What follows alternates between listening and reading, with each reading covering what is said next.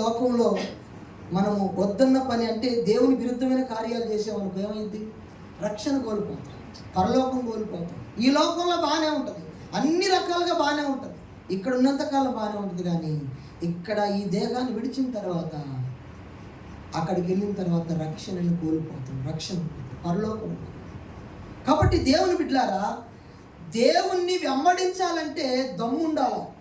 దేవుణ్ణి వెంబడించాలంటే దమ్మున్న వ్యక్తి మాత్రం వెంబడించగలుగుతాడు. దమ్ము లేనడు వెంబడించలేడు.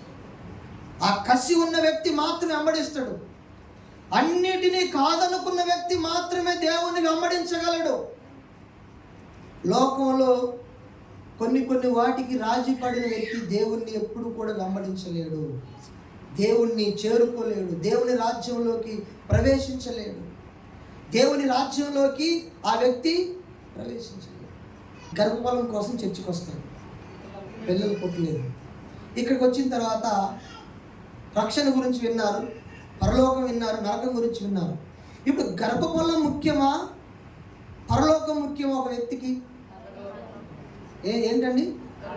పరలోకం ముఖ్యం.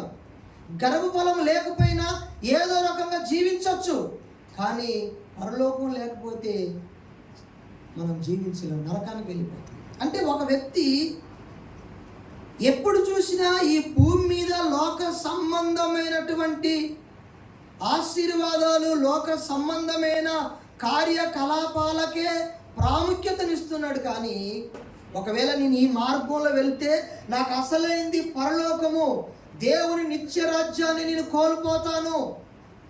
ఎప్పుడైతే ఈ అవగాహన వస్తుందో మనిషికి, అప్పుడు మాత్రమే రాజీ పడకుండా భక్తి చేస్తాడు.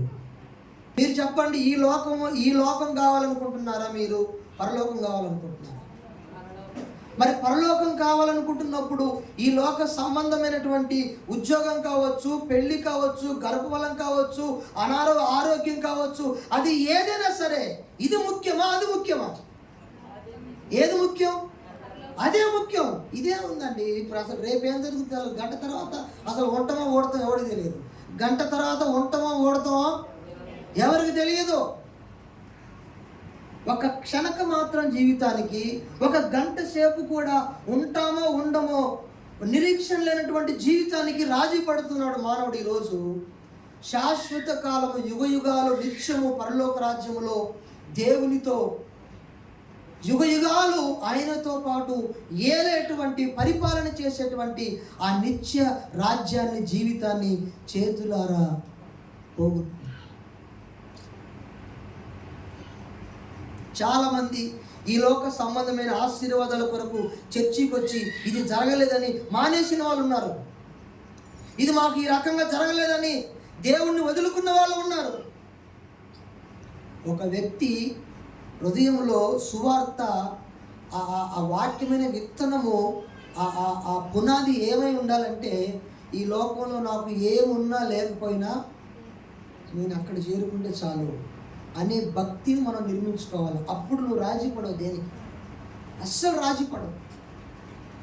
చిన్న వాటికి రాజీ పడుతున్నావు అంటే సువార్త బీజం అనేది, రక్షణ బీజము సరిగ్గా నీకు అర్థం కాలేదు. రక్షణ నీకు సరిగ్గా అర్థం కాలేదు. రక్షణ నీకు సరిగ్గా అర్థం కాలేదు. దేవుని గురించి నీకు సరిగ్గా అర్థం కాలేదు.